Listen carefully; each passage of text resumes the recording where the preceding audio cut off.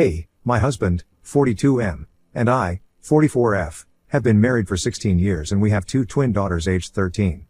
My husband and I have had a relatively happy marriage except for our relationship with his parents. We haven't been on speaking terms with my in-laws, both of them are in their early 60s, for almost 7 years now. My in-laws are literally the worst people I've ever met in my entire life and I hate them from the bottom of my heart. They hate me too as far as I know, and what's worse is they seem to hate their grandkids too. I hate to say it, but they'll pretty much bully anything and anyone that they don't like. They never liked me, so as a result they don't like our kids either. Their reason for not liking me is pretty shallow and I'll be blunt about it. They dislike me for my weight. I've always been a big girl, even as a kid, and have been mocked about it for ages, so this isn't new to me.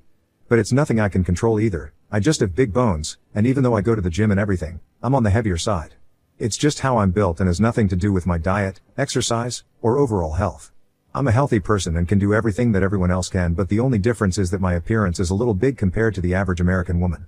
My in-laws have never liked that and had made it a thing to point it out every time my husband would bring me over for dinner to his house while we were dating. They cut it out after a while, presumably after my husband spoke to them about the little digs they'd take at me because I'd told him after the first couple of meetings that I didn't appreciate them making comments regarding my weight. So they stopped talking about it and instead, they found other ways to get under my skin instead, like making bland, tasteless food in small portions that would barely feed a kid whenever I'd visit. Their excuse was that apparently they were getting old so they needed to watch what they ate, but they were in their 40s at the time, so I didn't buy that they were already too old to have normal food. They didn't need to watch what they ate, but they wanted me to do so, and the food they prepared for me, along with the portions they served me, was just their subtle way of reminding me that they didn't like this about me. Of course, along with my appearance, there were several other things that they didn't like about me either. They didn't like where I came from, since my parents are cattle farmers from Minnesota and my in-laws have their own business, are a lot better off than our family, and are more urban or whatever. I'm also kind of shrill, so my mother-in-law would often make faces whenever I'd get too excited about something while talking to them and then put a finger in her ear to show that I'd been too loud. It was all these little, subtle things that really got to me, but I still didn't say anything since I didn't want them to have another excuse to hate me, like maybe I'm too sensitive for them.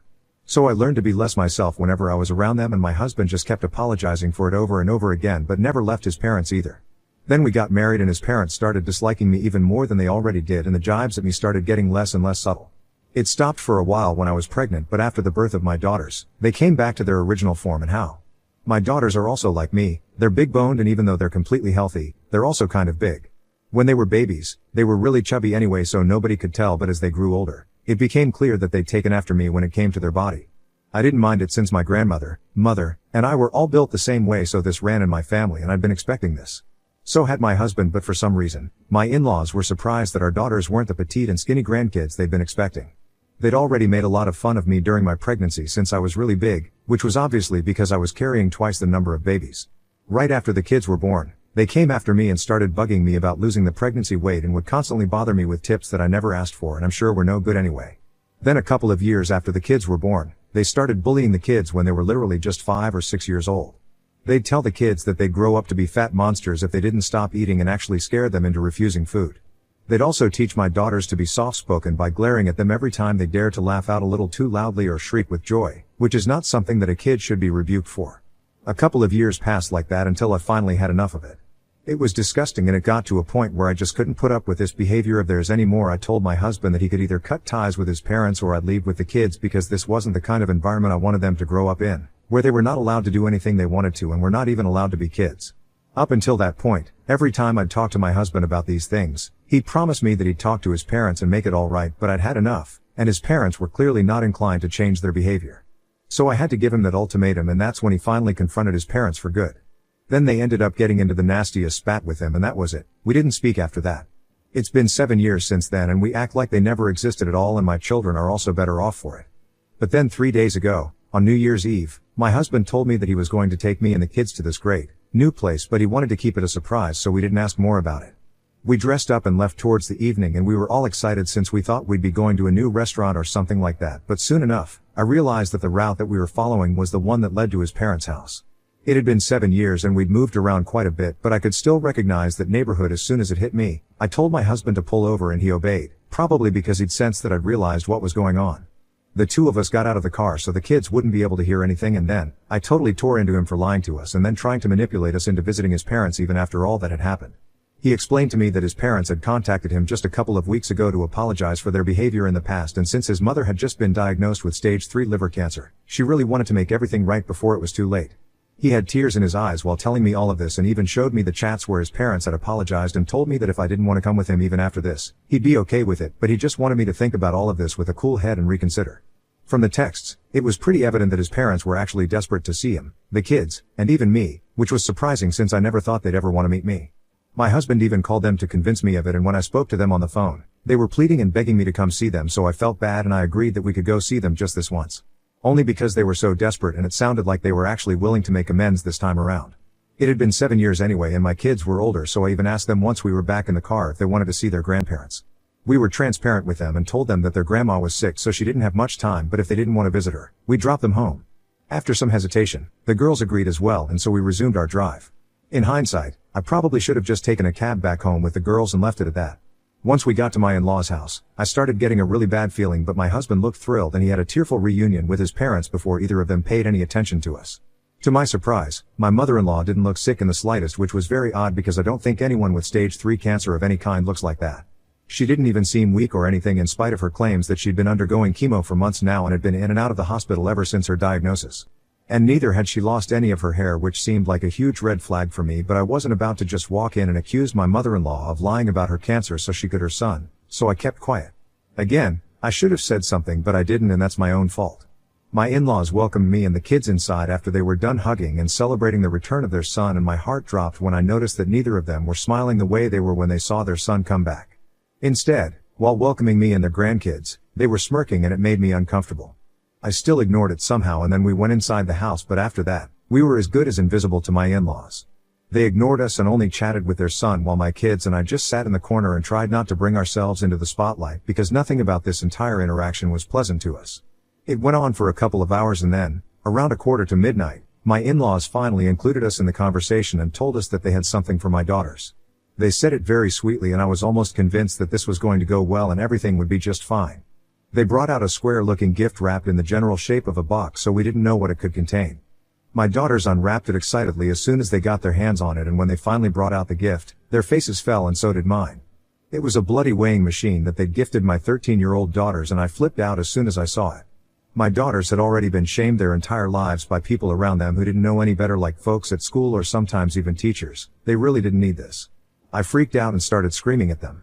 I don't even remember the things I said, but it was pretty bad if I'm gonna go by what my husband said, and I might have even cursed them out right in front of the kids. Thankfully, even my husband didn't appreciate the so-called gift and we stormed out right after my meltdown. He didn't even wait to hear them out, even though they kept yelling for him to wait for them, but continued walking until we reached the car and then we drove off. I was extremely pissed off at my husband, even though he kept apologizing over and over again and kept saying that he didn't know that his parents would do something like this. My daughters were pretty upset as well, but they stayed silent and we, unfortunately, had to begin our new year in the car and fighting like crazy. I didn't hold back that day and let it all out in one go because I was really upset and had no control over what I was saying to my husband. I told him that he'd never once stood up for me or even his kids when it came to his parents, except for one time all those years ago. And even now, he went running back to them just because they'd made some crap up about his mother suffering from cancer or whatever, which frankly didn't even look like it was true. And worst of all, he'd lied to me about all of this and manipulated me into coming here with the kids just for us to be insulted, while he happily chatted away with his parents and ignored the way they didn't engage with us in conversation even once. I accused him of being indifferent to us and putting his parents over his family, but then he protested and said that it wasn't fair of me to say that since he had cut his parents off and hadn't spoken to them for 7 years just because they'd tried to bully me and his daughters. But then I brought up how he'd allowed that to happen for years before he finally cut ties with them, and he told me that he loved his parents as much as he loved us and wanted to give them a second chance. That was also his excuse for what he did on New Year's Eve, and he said that my accusations were hurtful and unfair since he just wanted to make amends with his aging parents, especially his mother, since he believed that she wouldn't be around for much longer. He admitted that it was a mistake for us to go there to see them and he was a fool for falling for their act, but he maintained that he wasn't putting his parents over his family, and that was the truth. Now we've been fighting over this ever since we had that conversation, and I don't understand what to say or do. My parents think I was a little too harsh, but they agree with the things I said, though. So I'm totally lost right now, and we live in the same house. We cannot avoid each other forever, so there has to be an answer to all of this. That's why I'm here right now. So the people of Reddit, Ida for accusing my husband of putting his parents over his wife and kids after he lied and took us to his toxic parents' house to reconcile? Update 1. Hi, so my husband finally talked to me today. It's been a week since New Year's and this has been the longest time we've gone without speaking to one another. The girls had a sleepover at a friend's place, so we had the house to ourselves after we came back home from work, and he asked me if I was willing to talk.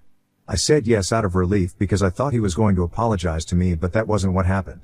Instead, he told me that he was still really hurt about what I had told him the other day in the car because he strongly feels that he's never put his parents and his relationship with them above the emotional well-being of his children, and once again brought up how he'd severed ties with them 7 years ago because of all the bullying and stuff, and added the recent incident, saying that he also hasn't talked to his parents after what happened on New Year's Eve.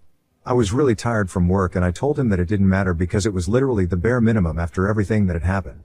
His parents were horrible people, but he continued to entertain their BS for years before he finally worked up the courage to cut them off, and in doing so, he put me and his daughters through a lot while he kept putting off having such an important discussion with his parents regarding their disturbing behavior.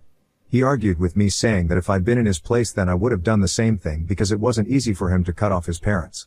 That was a totally hypothetical situation because it wasn't me in his place. He's the one who had to make the call on what to do about his parents and not me.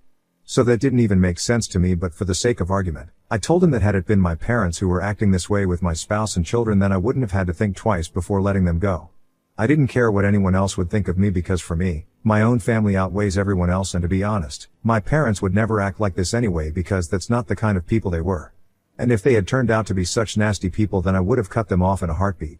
When I said that to my husband, he got all defensive and told me that it was easy for me to say because I wasn't in the same position as he was, and he was right. I wasn't, because my parents are decent, loving people and don't go around bullying people for their appearance.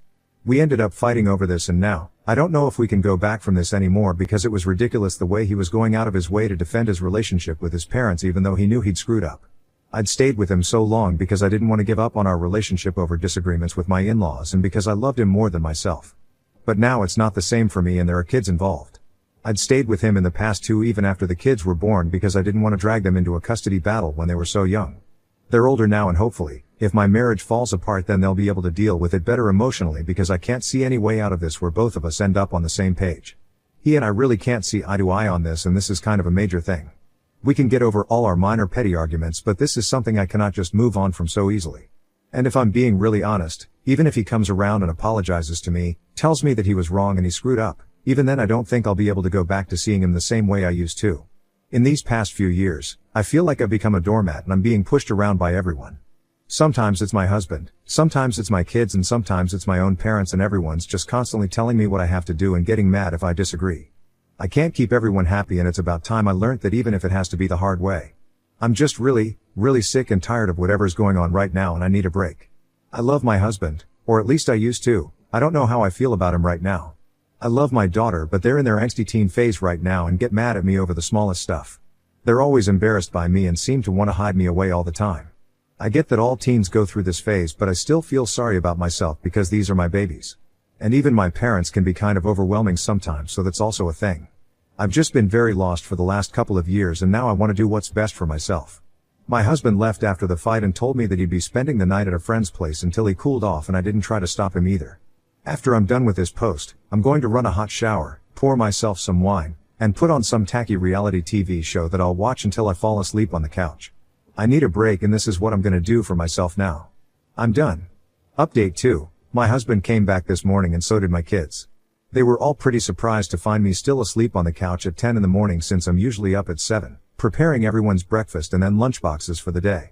My husband told me that he'd taken a day off of work anyway, so it didn't matter that I'd slept in and the school had an official holiday, so he picked them up from the sleepover and came back home. After sending the kids inside their rooms, he and I had breakfast together in silence, and he looked pissed. I didn't even ask him why because I didn't care, and just had my sandwich without saying a word to him. The kids went on with their day, and so did I. Then around 3 in the afternoon, while I was on the phone with a friend, he told me that he wanted to talk, but I was already in the middle of a conversation, so I told him to wait for a couple of seconds. Instead of waiting, he spoke to me sharply and told me that he didn't want to wait because whatever he had to say to me was a lot more important than some phone call with a friend. It was annoying, but I hung up and turned around to talk to him before he could speak. I told him to be mindful of his behavior because I wasn't willing to put up with any of this BS now. I spelled it out for him when he looked confused and said that I wasn't going to be his doormat anymore, or anyone's doormat for that matter, and if he couldn't be respectful of me and what I wanted, then there was no need for him to speak to me at all.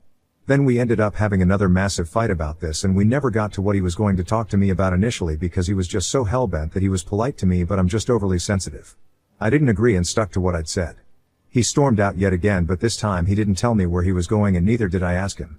My daughters had their dinner quietly and then went to sleep since it was a school night. Even if they ask, I wouldn't know what to tell them, so I'm glad they didn't say anything. Update 3. Hi, everyone. My husband and I have talked and we've decided that we want to separate with mutual consent. It's not working out and hasn't been for a really long time now, and it's just sinking in now. It's been 2 weeks since he left and he'd been living with a friend of his. A couple of days ago, we got together and discussed this like adults and came to the conclusion that we needed to go our separate ways now because our relationship had lasted way longer than it was supposed to. And rather than staying together and making everyone miserable, we should just stay apart, and that way everyone's happy. The kids might find it a little tough to adjust to this initially, but I'm sure they'll come around. We've told them about it and they seem okay with it right now, so that's a good sign. I hope things turn out okay in the future too. Thank you so much for all the advice, you guys.